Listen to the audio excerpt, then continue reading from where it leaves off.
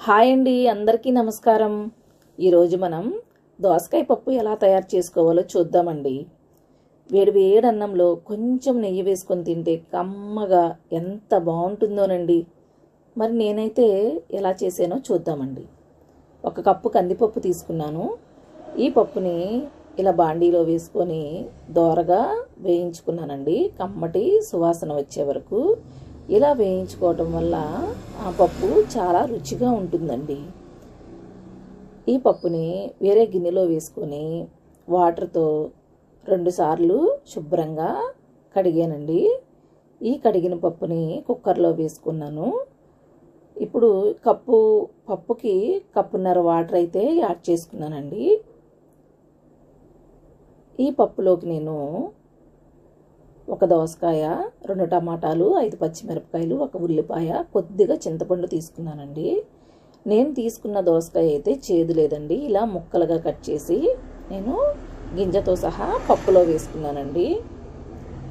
అలాగే 2 టమాటాలని ఇలా కట్ చేసి వేసుకున్నాను. ఉల్లిపాయనైతే నేను ఈ విధంగా కట్ చేసి వేసుకున్నానండి.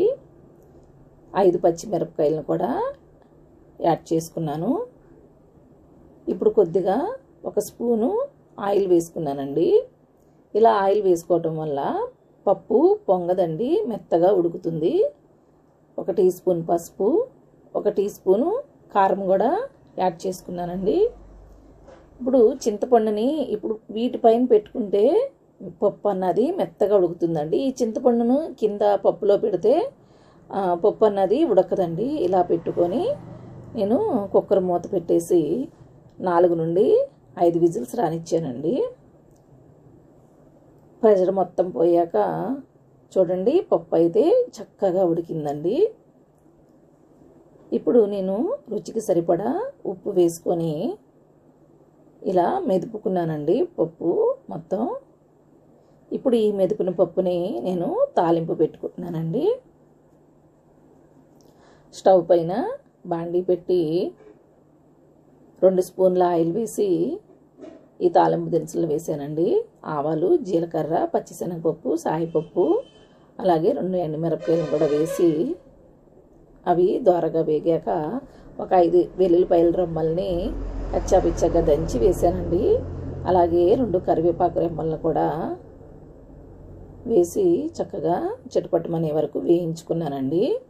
ఈ వెల్లుల్లిపాయ, కరివేపాకు వేసాక తాలింపు కమ్మటి సువాసన వస్తుందండి. చూడండి, చక్కగా దోరగా వేగిందండి. ఇప్పుడు ముందుగా మెదిపి పెట్టుకున్న పప్పు దోసకాయ ఈ తాలింపులో వేసి చక్కగా కలుపుకొని 2 నిమిషాలు అలా ఉడకనిద్దామండి.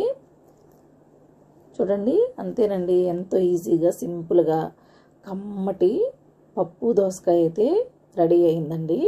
ఇలా చేసిన దోసకాయ పప్పు ఒక్కసారి తిని చూసారంటే మళ్ళీ మళ్ళీ కావాలంటారండి. అంత కమ్మగా ఉంటుందండి. మీరు కూడా ట్రై చేయండి. ఎలా ఉందో కామెంట్ చేయండి. నా వీడియో కనుక మీకు నచ్చినట్లయితే లైక్ చేయండి, షేర్ చేయండి. మరిన్ని మంచి వీడియోల కోసం నా ఛానల్ని సబ్స్క్రైబ్ చేసుకోండి.